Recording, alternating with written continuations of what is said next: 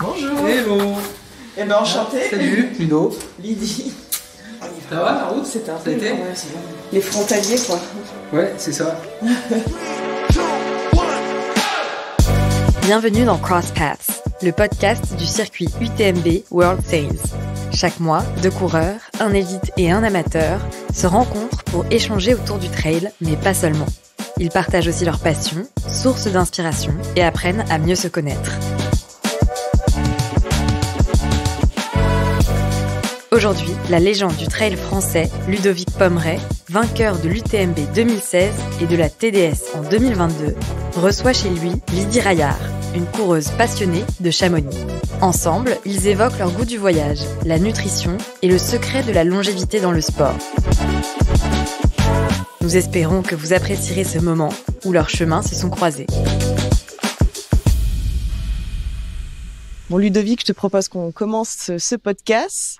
C'est pas tous les jours qu'on rencontre une légende de l'ultra trail. Je vais quand même te présenter à tous nos auditeurs, même si je pense qu'ils connaissent ton palmarès sur le bout des doigts. Donc Ludovic, tu as 48 ans, tu es ingénieur informaticien dans le domaine du contrôle aérien. Tu as grandi à Valloires en Savoie et poursuivi tes études à Grenoble. Jusqu'à tes 25 ans, ta pratique sportive se concentre sur les sports de glisse, donc le snowboard, la planche à voile, le ski de rando. Tu découvres le trail par hasard en 2000, entraîné dans une course en montagne par tes beaux-frères, et c'est une révélation. Tu t'engages rapidement, peut-être trop rapidement, sur des longues distances avant de revoir ta stratégie. Ta victoire au Grand Raid 73 en 2007 devant Dawa Sherpa est la première d'une longue série de performances. 3e place à la CCC en 2009, une magnifique victoire à l'UTMB en 2016 après une remontée qui a marqué l'histoire du trail. 3 deuxième places à la Diagonale des Fous avant une victoire en 2021, main dans la main avec Daniel Young, et puis une victoire à la TDS en 2022. Tu aimes la compétition, l'ambiance des courses et l'amitié entre les coureurs. Défier le temps qui passe te motive profondément. Tu t'apprêtes à fêter tes 20 ans d'UTMB cette année. Du coup, est-ce que ce petit résumé te correspond? Tu as des choses à rajouter? Ouais, ça me correspond. C'est moi. Par contre, il y a quand même une partie qui manque un petit peu pour moi, c'est ma famille aussi, parce que je suis marié, j'ai 2 filles, et voilà, donc ça compte aussi. Ça compte énormément. Oui. Et tu as un petit objet à nous présenter. Est-ce que tu peux nous dire ce que c'est, ce petit objet qui est devant toi? C'est ça, c'est un petit objet en métal avec 2 parties, une corde. Alors, je sais pas, à toi de me dire ce que c'est, si ça te dit. Ça me parle pas du tout. Ça te parle pas du tout. Non. On dirait comme ça une petite cloche, mais maintenant que tu l'as soulevé, pas du tout. Eh ben non, ça fait pas la cloche. Alors, ça s'appelle un fil à plomb. D'accord, c'est ça. C'est pour voir l'aplomb d'un mur, par exemple. Pour voir si c'est droit. Ok. Pourquoi un fil à plomb? C'est important pour moi parce que ça fait partie aussi un petit peu de stratégie de vie. On a construit ensemble, en famille, notre maison secondaire, qui deviendra bientôt notre maison principale. Et voilà, c'était une grande partie de notre vie, alors pas sportive du tout, mais une partie où on a consacré pas mal de temps à ça. C'était un projet familial, nos filles nous ont aidés comme elles ont pu aussi. On a passé 6 ans à construire cette maison. Donc c'est un petit clin d'œil sur un outil qui est utile, dans ce cas de, qui sert de la construction. Voilà. Alors, une petite présentation de Lydie. Tu as 35 ans, tu es né et tu as grandi dans la région de Bordeaux, avec ton frère et ta sœur, dont tu es l'aîné. Très tôt, tu te consacres à la natation. Tu passes 18 ans en club, dont 4 en classe sportive. Si tu n'avais pas le physique pour être une nageuse puissante, tu avais en revanche une excellente technique qui te conduira d'ailleurs à devenir maître nageur. Alors que tu détestais courir dans ta jeunesse, tu dois passer une épreuve de course pour obtenir un diplôme d'éducatrice. Et c'est une forme de révélation. Avec une amie, tu commences par la route. L'erreur. Avant de t'engager sur les sentiers lorsque tu habites Chamonix en 2018. En 2020, tu frôles la mort en étant victime d'une forme d'AVC. Après quelques mois de convalescence, cet accident agit comme une forme de libération et te motive à passer aux longues distances. Tu crées un compte Insta dédié à la course à pied où ta passion du sport et tes rencontres priment sur le chronomètre. Selon tes dires, tu ne tiens pas en place et consacres l'essentiel de ton temps libre au sport. Tu t'engages sur 8 à 10 courses par an et vises ton premier 100K cette année. 100 kills cette année? Oui. As-tu quelque chose à ajouter sur cette... Non, c'est assez correct. C'est ça. Et toi aussi, du coup, tu nous as amené un objet. Qu'est-ce que c'est? Alors, c'est... je dirais que c'est un truc pour des lentilles, non? C'est des lentilles. Alors, c'est pas n'importe quelle lentille, ce sont des lentilles d'orthokératologie. Ok. Qu'est-ce que c'est? Donc, du coup, Alors, la petite histoire, quand j'ai pris le départ de la OCC, j'ai une poussière qui m'est passée sous la lentille parce que je suis myope. Et ça m'a rayé la cornée parce que pendant 58 km, ça a fait que frotter. Et j'ai dû aller aux urgences après, enfin bon, la totale. Et j'ai une de mes connaissances qui m'a parlé de lentilles d'orthokératologie. Et en fait, ce sont des lentilles de nuit qui corrigent la myopie le jour. Et du coup, maintenant, je vis sans dispositif de vision la journée. J'ai juste à dormir avec des lentilles la nuit pour voir clair en permanence. Et c'est... je vois pas comment ça fonctionne, mais ok, c'est magique. Voilà, c'est génial.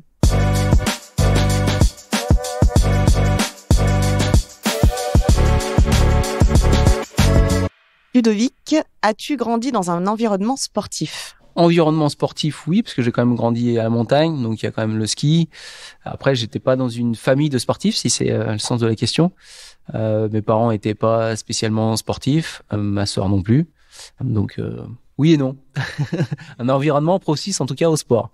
D'accord. Et tes parents ont eu besoin de t'encourager dans ta pratique sportive? Non, pas spécialement. Enfin, naturellement, quand on habite en montagne puis en station, en fait, on pratique le ski, en tout cas. Puis il faut s'occuper aussi, hein, c'est des villages. Donc, alors randonnée, non, c'est un petit peu chiant quand on est jeune. Non, mais c'est un peu comme la course à pied, je pense. Tu vois, tu disais que tu avais découvert tardivement. Moi, c'est un peu pareil. Je trouve que la course à pied, c'est difficile d'être motivé pour aller courir. C'est pas hyper fun. Je sais pas pourquoi on y trouve de l'intérêt après, mais voilà. C'est donc, sûr. non pas poussé par les parents, mais ouais, c'est naturellement voilà qu'on a essayé un petit peu tout. L'environnement a fait que ça a suffi pour aller vers le sport. Ouais. Et toi? Moi, j'avais une famille pas particulièrement sportive non plus. On allait beaucoup en vacances à la montagne pour faire de la randonnée, justement. Ah ouais, ok, mince. Donc, c'est pas les bons moments, c'est ça? Mais c'était assez sympa. Après, ma mère a toujours tenu à ce qu'on apprenne à nager. Et le fait d'apprendre à nager, ça nous a beaucoup plu avec mon frère et ma sœur. On a appris qu'il y avait un club et c'est vraiment de nous-mêmes qu'on est allé vers la natation. Après, ils nous ont toujours fait bouger. J'ai grandi à la campagne, donc on a toujours été élevés dans le jardin. Ça change un petit peu ceux qui sont élevés en ville. Ouais. Exactement. Et du coup, on parlait en introduction que tu as découvert le trail juste avant tes 25 ans, c'est ça? Ouais, c'est à peu près à cette époque-là, ouais, par un peu coïncidence en fait qu'une course partait de Valloire en fait. C'était un petit peu le défi quoi en fait de faire cette course quoi. Et tu penses que tu serais passé à côté de cette discipline sans ce petit coup du hasard? Ouais, c'est possible parce que voilà, faire cette course, c'était un peu une découverte. D'avoir une activité qui partait de la station, c'était un petit peu une curiosité. Donc, dit voilà, pourquoi pas. C'était un petit peu une attraction. Puis dire ouais, mais est-ce que c'est possible vraiment de faire 105 km? Il y a une catégorie marcheur et voilà, je me suis inscrit, je me suis cassé les dents et voilà, ça a permis de de découvrir un petit peu la discipline. Il faut se casser les dents. C'est en se trompant qu'on apprend. Ouais, c'est ça. Mais ouais, ça fait mal aussi. Et à l'époque, il y a des sportifs qui t'inspiraient particulièrement dans la discipline? Donc après ça, quand je me suis intéressé un petit peu à la discipline et essayé de m'entraîner un petit peu pour pour remplir ces défis en fait. Oui, il y avait des gens à l'époque qui étaient inspirants. On parlait tout à l'heure, tu notais d'Awa Sherpa, Vincent Delbar, c'était voilà les personnages qui étaient connus à l'époque. Il y en avait d'autres aussi. Ces personnes qui ont marqué les débuts, on va dire, du trail, même si le trail c'est un petit peu vague. Et puis en fait, au final, ça fait des années que ça existe, de courir en montagne, quoi. Alors toi aussi, tu as découvert tes aptitudes à la course tardivement. Qu'est-ce qui t'a poussé vers la compétition? Je dirais que c'était pour garder un objectif et rester motivé parce que courir, au bout d'un moment, c'est chiant.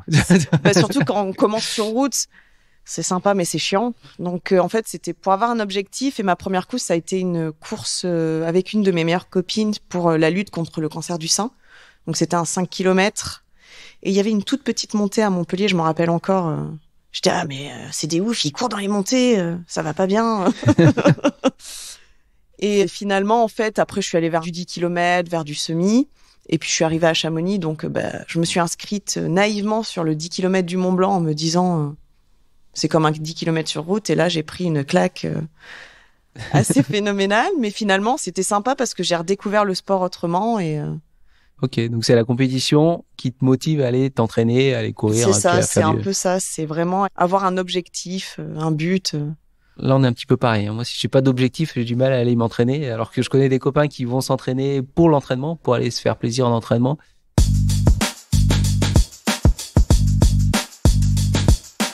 Alors, on va écouter un petit extrait qui va sûrement te rappeler un souvenir de course.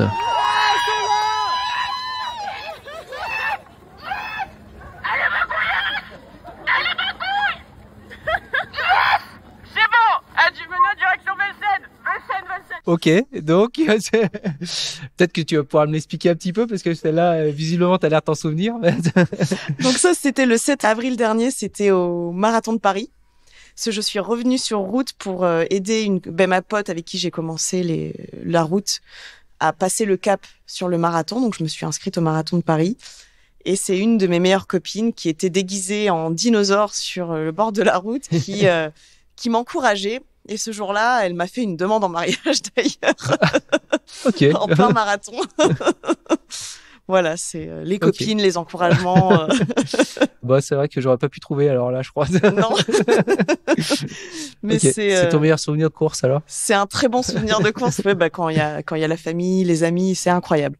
Alors, comment t'es venue l'idée de créer un compte Instagram? Bon, c'est vrai qu'il y en a beaucoup qui en ont. Hein. Après, ton compte est un petit peu orienté différemment peut-être. Il est orienté essentiellement sur la course, sur la montagne. Ça m'est venu parce que quand je suis arrivée à Chamonix, ça a été compliqué à mes débuts de me faire des amis, de faire des rencontres. Et du coup, c'était un peu pour m'occuper, pour partager ce que je faisais avec mes proches. Et puis finalement, ça a plu à d'autres personnes. Vu que je voyais que ça prenait, je publiais de plus en plus. Et... Ok. Tu veux partager en fait les valeurs de la montagne, mais aussi de l'effort. Voilà, et de l'effort et le fait que c'est accessible à tout le monde, qu'on peut tous y aller, que c'est pas grave si on marche dans les montées, que c'est pas réservé à des élites et que on a le droit de faire comme on aime et que même si on passe 5 heures pour faire ce que quelqu'un fait en 2 heures, c'est pas gênant. Le tout, c'est de kiffer et de prendre du plaisir dans la pratique. On s'en fiche du regard des autres, on s'en fiche. Allez-y, osez, allez-y. C'est vraiment ça le message que je veux faire passer. 3, 2, 1. Toi, Ludovic, c'est un peu l'inverse. Dès tes débuts, tu as fait preuve d'un immense appétit de compétition. Oui, en fait, c'est vrai qu'à mes débuts, j'ai beaucoup couru. Je faisais même quasiment que ça. Je m'entraînais peu, mais je courais pratiquement toutes les 2 semaines et c'était aussi une façon de s'entraîner ou de pas s'entraîner, de faire des courses. Ouais, c'est vrai que j'aimais bien participer. Déjà, ça faisait bouger un petit peu, voir des paysages, découvrir des courses. Donc, mes débuts, c'était comme ça jusqu'en 2014, quoi. Donc, ça a duré quand même un petit peu, quoi. J'enchaînais pas mal les compètes, quoi. Et faire cohabiter vie personnelle, vie un peu élite, trailer, ça a été compliqué. Ouais, c'était compliqué. Disons que ma femme courait pas encore. Enfin, elle a couru. Après, elle a arrêté un peu de courir. Donc, c'est vrai que c'est elle qui s'occupait plus de la maison, des enfants. De toute façon, d'avoir un travail à 100%, une famille, ça reste des compromis qu'on doit faire de tous les côtés, que ce soit au niveau du sport, de la famille et des entraînements aussi. Donc, je sais pas combien d'heures tu fais par semaine, mais tu dois tenir compte dans tes entraînements de ton travail et puis de ce qui est à côté. Je remercie ma femme d'avoir pris en charge en fait un petit peu plus la famille à ce moment-là. Et maintenant que les filles sont grandes, on peut faire un petit peu tous les deux. Ouais. C'est bien, partager des moments, ça fait voir autrement aussi. Ouais. Et puis c'est des souvenirs aussi pour les filles aussi parce qu'on les a emmenées sur toutes les courses aussi. Ça leur a fait quand même pas mal voyager. On essayait de les emmener à chaque fois. Voilà, quand on allait plusieurs fois à La Réunion, à Maurice, au Japon, on les a emmenés. Donc c'est des souvenirs aussi de famille, quoi. C'est génial. C'est cool. Dans le dernier épisode de Crossed Path, Dakota Jones évoquait le fait de s'entraîner comme un ingénieur. Dirais-tu que ton métier a pu avoir de l'influence sur ta pratique sportive ou mentale? Alors, non. Je dirais non. Après, peut-être un petit peu au niveau mental, mais sur ma pratique sportive, non. Je suis pas du tout à analyser en fait les séances. J'ai une montre qui fait cardio au poignet. Maintenant, j'utilise un petit peu des fois pour les entraînements, pour regarder, mais j'ai jamais trop été à analyser en fait les sorties.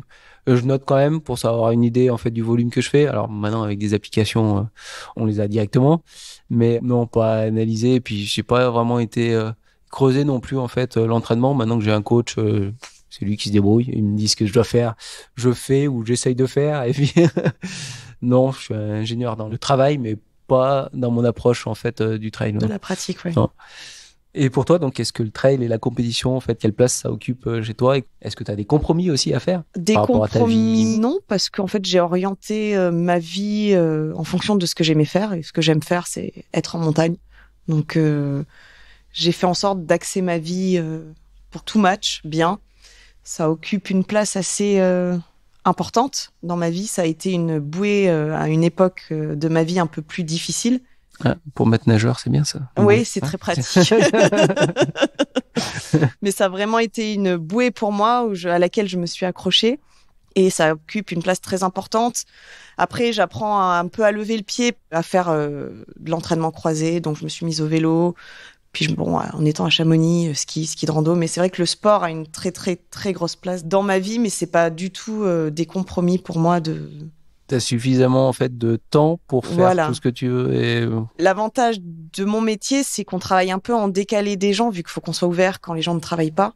Ça me permet d'avoir des matinées de libre, des fins de journée de libre, d'être en repos la semaine. C'est assez pratique. Ok. Et est-ce que tu t'imposes une discipline au niveau de l'alimentation? Oui. Tout à l'heure, tu me parlais un petit peu de ton petit déjeuner en off. Oui.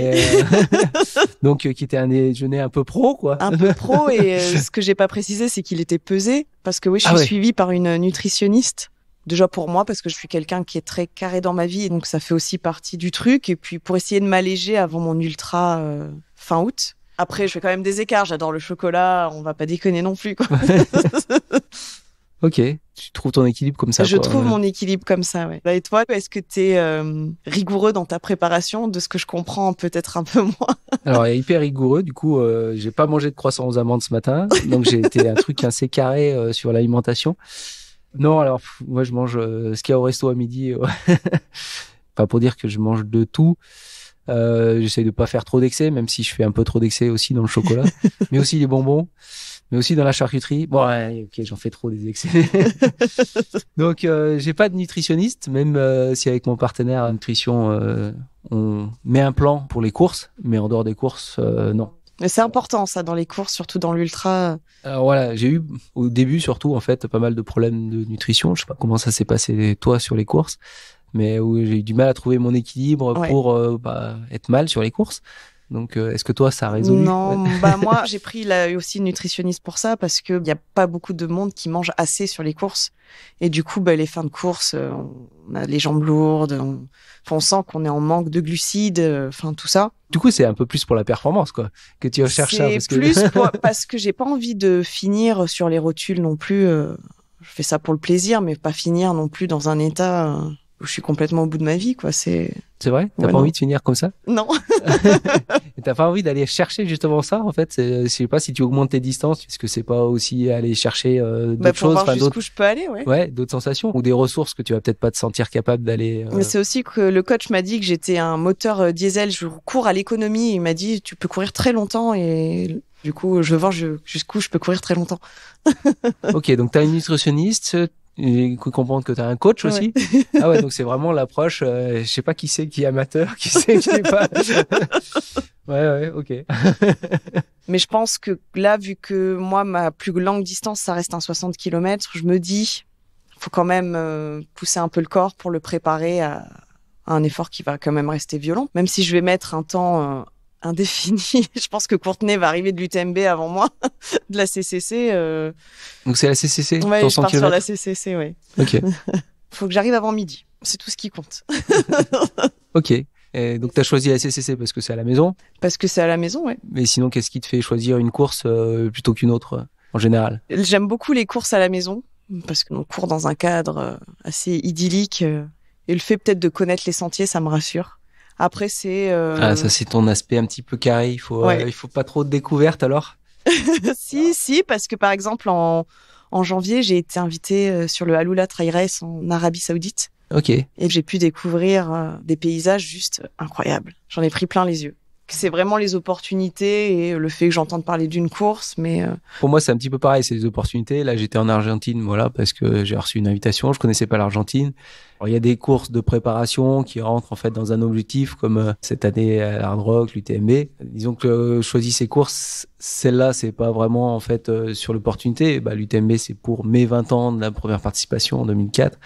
Mais sinon, j'aime bien aller faire ces courses découvertes, comme tu parlais de l'Arabie Saoudite, c'est d'avoir une course un peu voyage. Et il y a des courses que tu aurais encore envie de découvrir? Moi, il y a encore plein de pays que j'ai pas fait. Après, il y a des cultures, on va dire, qui m'attirent plus que d'autres, même si je suis plus attiré par les paysages et je suis pas vraiment citadin dans l'âme, donc je suis un peu moins à l'aise voilà, dans une grande ville, quoi.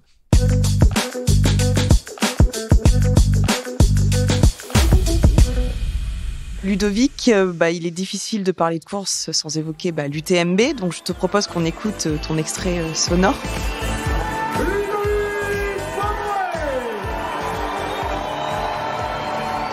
Arrivé à terminer premier, alors je me retrouve à la 50e place parce que voilà, j'ai passé 3 heures plié en deux à marcher, monter et descendre. Ouais, je pouvais pas y croire, quoi. Je me suis dit, déjà top 10, je me dis c'était bon, quoi. Et puis voilà, arrivé à ça. Ça s'entend moins que sur ton extrait sonore, mais il y avait aussi de l'émotion. Beaucoup Peut-être un peu moins extériorisé que le tien. Non, mais ouais, c'est vrai que c'était un souvenir de dingue par rapport à ce scénario. Et puis voilà, j'ai aussi terminé avec une de mes filles. C'est une remontée spectaculaire en même temps, donc. Ouais, ce scénario-là, je pense qu'il démultiplie en fait les émotions que tu peux avoir sur une ligne, même si tu verras ça bientôt en fait. Plus tu vas aller dans l'ultra, je pense, plus tu verras que tes émotions aussi, je pense que liées à la fatigue aussi, elles sont décuplées. Et puis en plus là, avec des retournements de situation, en fait, tu crois pas forcément quand ça se passe, quoi. Donc. Et 8 ans plus tard, tu portes quoi encore comme regard sur cette course? Alors c'est une course évidemment, je pense qu'elle a apporté en fait une certaine visibilité à la discipline. Voilà, elle fait évoluer le trail, elle a favorisé le développement des courses. On ne pourra pas enlever en fait ce qu'a fait l'UTMB pour le trail. Je pense que ça fait rêver pas mal de monde. C'est quand même une course qui reste la plus connue en fait dans le trail et partout dans le monde en fait. Si on demande ce que c'est le trail et s'ils connaissent une course, je pense que 90% de chances pour que ce soit l'UTMB, donc c'est sûr. Voilà, ça reste un défi et puis un objectif pour pas mal de coureurs qui débutent dont et moi. Qui vont voilà. Mais toi en plus plus particulièrement parce que t'habites maintenant dans le berceau quoi à côté, donc je pense que c'est un peu comme les Réunionnais, je pense et la Diag en fait où chacun rêve de faire. Moi, on a parlé de cette UTMB. Et pour toi, à part ce marathon, qui était un petit peu spécial à Paris, mais quelle est la course qui est pour toi la plus accomplie à ce jour? La course que avant d'avoir la CCC cette année, quoi. Je dirais que c'était ma OCC parce que c'est la première fois que je passais le cap d'une, on va dire, semi-longue distance. Pour moi, c'était long. J'ai mis 12 heures, ce qui est long. Très long. Et en fait, je suis allée au bout. Quand je suis arrivée à Argentière, il fallait remonter sur la Flégère. J'ai dit, j'ai pas envie, alors que si je vais à gauche, là, c'est plus rapide. On reste dans la vallée. Ça va plus vite. Ça, c'est l'inconvénient de connaître. Et en fait, le fait d'être allée au bout et d'avoir réussi à me dire, je pose le cerveau et puis j'y vais, je monte. Et de me dire, en fait, j'en suis capable. Ça a été aussi un gros déclic et un gros accomplissement de me dire, ouais, tu l'as fait, quoi. Et c'était quand, ça? C'était en 2022. Tu disais que tu n'avais pas envie, en fait, de cette dernière montée sur la Flégère. En fait, tu y retournes quand même. Et qu'est-ce qui te fait prendre du plaisir? Qu'est-ce qui te motive à retourner? Et qu'est-ce qui te pousse, en fait, à aller sur plus long? T'as envie Je crois que c'est la douleur que ça procure. Donc, t'es un petit peu maso. Ouais, c'est ça, côté maso, ouais. Ouais. Est-ce qu'il faut l'être pour être un trailer? Quand on aime le sport, quel que soit le sport, on aime la douleur qui est associée à chaque sport. Par exemple, moi, si on me demande d'aller faire de la muscu, je dis non merci, parce que je déteste la douleur que procure la musculation, ce muscle qui chauffe. Par contre, la sensation qu'on a pendant qu'on court, pendant les trails, les douleurs quand on grimpe, en fait, je crois que j'aime ça. Je pense que c'est peut-être plus ou moins pareil pour toi. Alors pour moi, il y a le trail et il y a l'ultra trail. Et c'est vrai que la première fois que j'ai participé en fait à la Diag en 2009, il y a des moments, j'ai dit, c'est pas possible. Enfin, voilà. C'est pas fait pour moi. Qu'est-ce que je fais là? Ouais, qu'est-ce qu'on fait là? Enfin, voilà. Et puis, c'est d'aller chercher ça, en fait. Et je trouve qu'il y a des émotions, puis tu vas trouver des ressources que tu disais, mais c'est pas possible d'avoir autant de variations, en fait, d'être aussi mal à un moment, et puis au final, de pouvoir terminer, d'être beaucoup mieux à certains autres. C'est pour ça que tu augmentes la distance, c'est ça que tu as envie d'aller chercher, découvrir, ou tu l'as déjà découvert sur des distances plus courtes, quoi. Même sur un 20 bornes, des fois, je me dis, mais qu'est-ce que je fais là? Non, je pense que c'est pour aller chercher encore un peu plus loin et vraiment voir jusqu'où je peux aller. Et mentalement aussi, c'est repousser aussi les limites du mental. Puis je pense qu'il y a aussi toute la dopamine qu'on se prend à l'arrivée, même si moi, par exemple, j'arrive en 12 heures d'une OCC, on se fait acclamer comme si on était Kylian Jornet et on se dit waouh. C'est vrai que c'est toujours difficile à relativiser en fait ce qu'on fait. Enfin, par rapport à ça, c'est une course qu'on fait quand même pour soi et au final, c'est un plaisir un peu personnel. C'est totalement personnel. Ouais. On est d'accord. Après la CCC, c'est quoi le prochaine étape? Ta course de rêve, c'est l'UTMB ou il y a d'autres choses en fait, d'autres courses dans le monde aussi? Ouais, l'UTMB, c'est vrai que moi j'ai découvert le trail vraiment en 2017 quand j'ai découvert Chamonix. J'ai vu le départ et j'ai dit waouh, je veux prendre le départ de cette course, c'est incroyable. Les émotions, j'en avais les larmes aux yeux quoi, et je me suis dit faudra qu'un jour que j'arrive à m'aligner sur cette course. D'où tous ces entraînements aussi, parce que j'ai pas les aptitudes, j'ai pas de facilité dans la course à pied. Et du coup, faut que je m'entraîne peut-être 2-3 fois plus que les autres pour avoir 3-4 fois moins de résultats, mais pour arriver à passer dans ces barrières horaires et arriver à y arriver. Ok.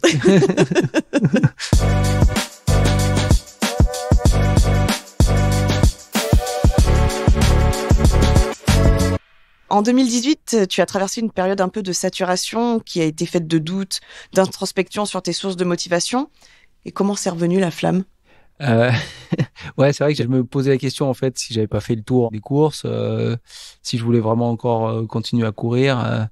Voilà, on parlait quand même de certaines contraintes par rapport au travail et à la famille, puis d'avoir réussi quelques courses, notamment en fait cette UTMB, et savoir si j'avais envie de continuer et c'était de rechercher un petit peu pourquoi je courais.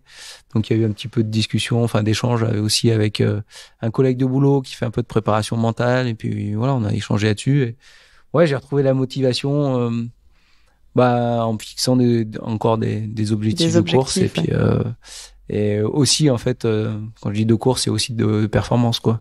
Et du coup, ta source de satisfaction, elle a évolué avec le temps sur les courses ou? Ouais, c'est sûr que déjà je peux pas faire forcément les mêmes courses que je faisais avant parce que je garde encore un certain objectif de performance comme je te disais. Donc il y a des courses pas qu'elles me sont fermées, ça reste toujours ouvert, mais où je me sens plus du tout compétitif dessus. Mais donc il y a pas de secret de longévité. Non, malheureusement j'ai pas trouvé quoi. Non. Non. Après, je change un petit peu. Enfin voilà, en étant sur l'ultra, on n'a pas forcément besoin en fait des mêmes capacités. Il y a peut-être d'autres critères qui rentrent en compte, pas que le physique. Donc ouais, c'est un petit peu ça quoi. Et d'une façon plus personnelle, quelles sont tes activités? Qu'est-ce que tu fais de ton temps libre? Je fais du trail. Tu fais du trail? Ouais, ok. Donc c'est trail et mettre nageur. Je fais beaucoup de sport. Je fais pas que du trail, mais c'est vrai que je passe beaucoup de temps en montagne parce que c'est pour moi une façon de beaucoup me ressourcer. J'ai pas des batteries sociales très élevées, donc c'est une façon de recharger mes batteries sociales un peu, d'aller en montagne et de souffler. Ça, cuisiner, j'adore cuisiner. La lecture, le soir, j'aime bien lire dans le lit, puis après, gérer les réseaux sociaux. Ça reste du loisir, mais ça prend du temps pour trouver les idées, pour penser à poster, créer les montages. Et du coup, toi, c'est quoi tes loisirs? Comme tu disais, ça prend pas mal de temps quand même les entraînements en dehors du boulot, du temps qu'on passe un petit peu en famille. Il y a pas énormément en fait de loisirs. En fait, les voyages, ils sont axés aussi sur les courses.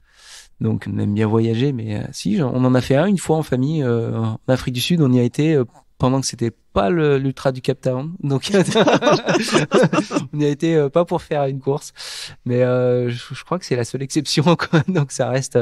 Après, faire matcher course et vacances, ça reste. C'est plutôt cool. Non, mais après, je lis pas beaucoup. Je vais pas au ciné non plus. Voilà. Après, regarder un peu des séries, la télé, oui. J'ai cru comprendre que tu avais pour objectif d'être retraité dans ta vie professionnelle à 50 ans. Et tes envies après, ça serait quoi? Faire du sport et des voyages. Ouais, alors c'est un objectif en fait qu'on s'est fixé. C'est aussi en fait un rapport à l'objet que tu avais présenté tout à l'heure. En fait, c'est qu'on a construit aussi cette maison. Ouais. C'était aussi dans l'objectif qu'on avait en fait de revenir plus en montagne. Mais c'était dans l'objectif d'arrêter un petit peu plus tôt en fait. Mais arrêter, ça veut pas dire arrêter toutes les activités. Enfin, je compte pas arrêter pour l'instant le sport.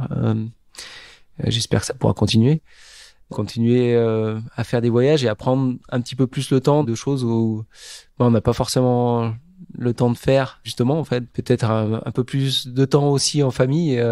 Il y a certaines choses que je regrette, que je pourrais jamais récupérer, notamment avec mes parents.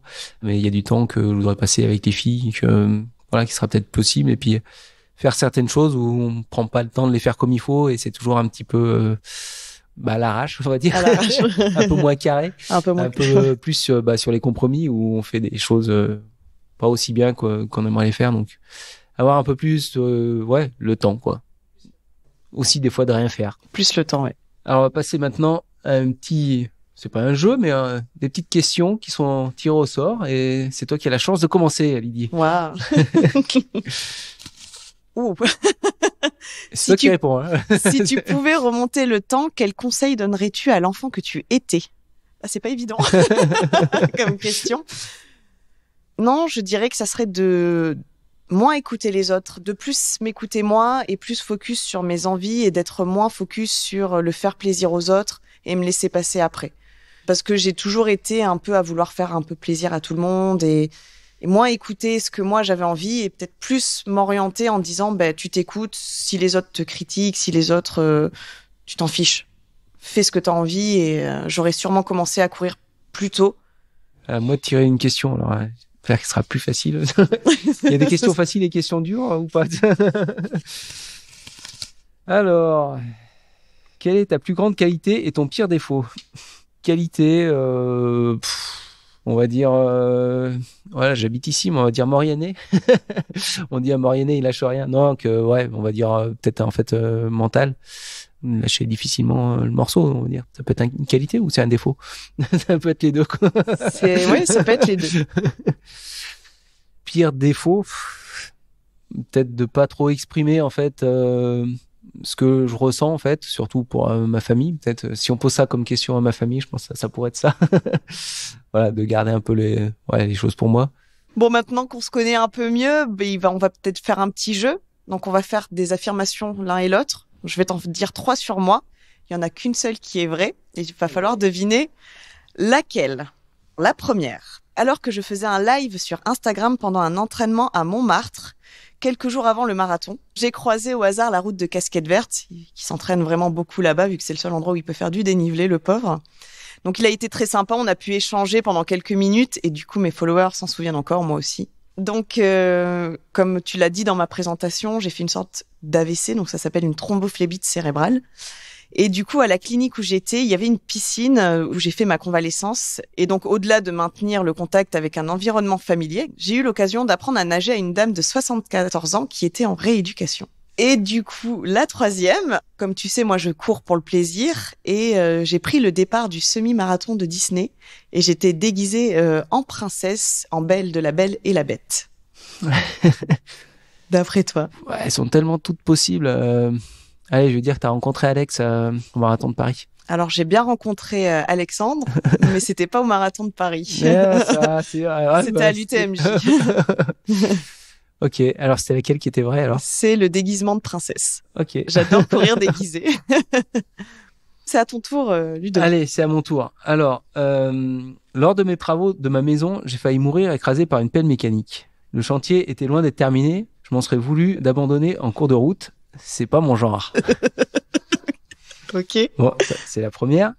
J'ai participé au trail de Verbier-Saint-Bernard en 2014. J'ai pour habitude d'écouter très occasionnellement de la musique sur les lignes de départ. C'est le cas cette année-là. Distrait par la musique dans mes écouteurs, j'ai cru entendre le signal de départ et je me suis mis à partir à vive allure. Je me suis rendu compte que j'étais tout seul à être parti au bout d'une vingtaine de mètres. Je suis revenu à la ligne d'arrivée sous les applaudissements des autres coureurs. Un moment sympa, un peu gênant. Si c'est vrai, je comprends. Le 18 février 91, je me souviens encore de la date, un de mes copains m'invite à aller voir un concert à Genève d'un groupe de rock américain. Je ne connaissais pas à l'époque, il se trouve que ce groupe s'appelait Nirvana. C'était très peu connu à l'époque. J'ai réussi à faire signer un exemplaire du CD par le batteur, David Kroll. C'est pas Kurt Cobain, mais bon, c'était déjà pas mal. Je suis devenu un grand fan depuis, et accessoirement, je pense que cet objet a de la valeur. Alors, laquelle est vraie? Lesquelles sont fausses? Je dirais que j'hésite entre la première et la dernière. Entre Nirvana et la pelle mécanique? Ouais. Je dirais que la première est vraie. C'est vrai. pelle mécanique. Bravo. Accident de pelle mécanique et ouais, ça m'a valu un petit coma. Et puis, j'ai eu du bol parce que la pelle s'est retournée et j'étais dessous et elle est pas tombée sur moi. Donc, c'est juste, les chenilles sont bloquées contre le mur de la maison et c'est resté comme ça. Jusqu'à ce qu'on vienne me chercher, quoi. Waouh. Ouais, bah, écoute, t'as vécu aussi un truc assez, qui aurait pu aussi te faire tourner la vie différemment, mais c'est l'expérience de vie, quoi. C'est ça. Bon, bravo, en tout cas, bien joué. Donc, Lydie 1, Ludo 0.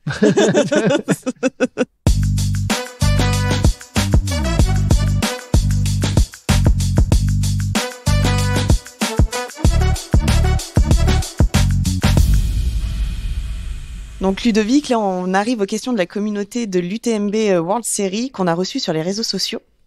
Et on a une question de Antoine qui nous demande peut-on être à la fois fêtard et athlète ? Antoine, c'est quoi ces questions? Ça dépend des périodes, oui. Oui, mais voilà, quand on est proche d'un objectif, je pense que c'est difficile d'être fêtard. Donc fêtard, mais c'est comme la nutrition, occasionnellement quand même, je pense.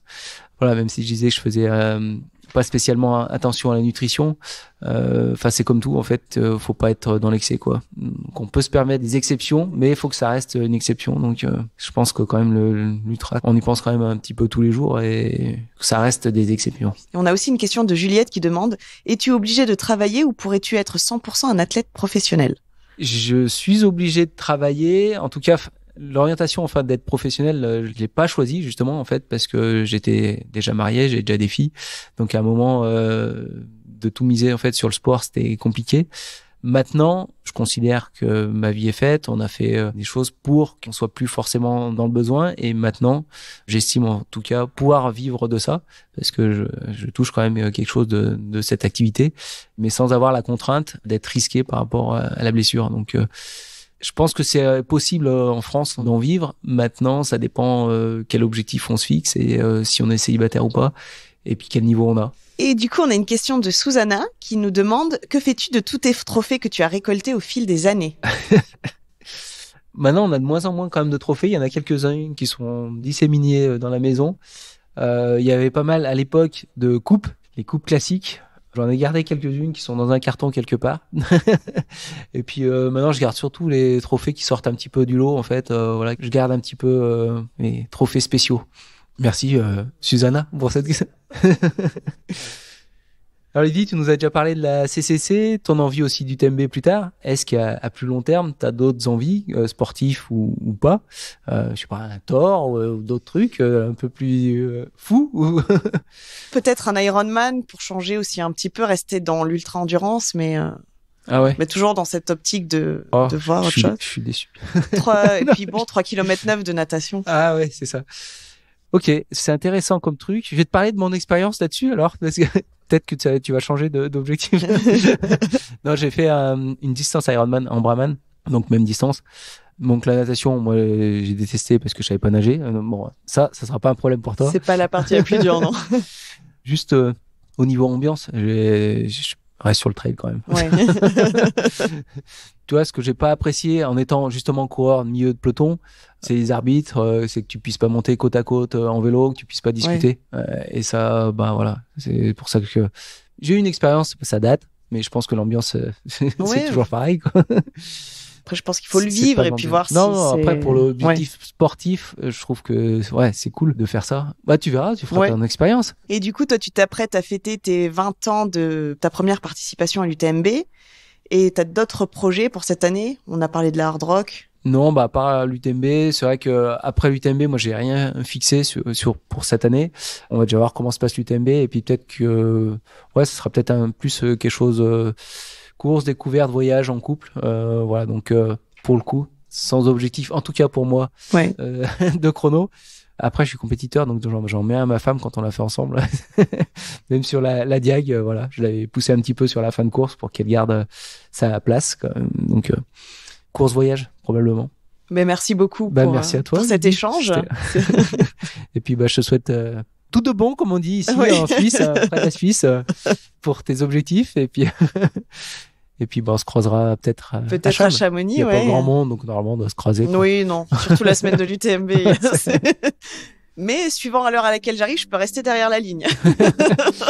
Merci. Mais je te souhaite aussi à toi plein de bonnes choses et un bon UTMB surtout. Ça marche, puis je vais essayer d'être un peu plus carré sur ma nutrition, tout ça. Je vais prendre modèle sur toi. Merci. Clap de fin. Et voilà, c'en est fini pour aujourd'hui. Nous espérons que vous avez passé un agréable moment et qu'il vous a donné envie de sortir courir. Si c'est le cas, laissez-nous 5 étoiles sur Apple Podcast ou Spotify et partagez cet épisode avec vos amis, collègues ou partenaires de trail. Abonnez-vous pour ne pas manquer nos prochains épisodes. On se retrouve le mois prochain pour une nouvelle rencontre. Donc, t'habites dans un quartier de stars, alors c'est ça, Chamonix, tu vois que les stars du trail. On les croise souvent. Surtout que je pense en juillet, tu vois tous ceux qui font la reco, tout ça, qui sont un petit peu moins. Ouais, même là, avec le marathon marathon du Mont Blanc, il y en a plein qui viennent.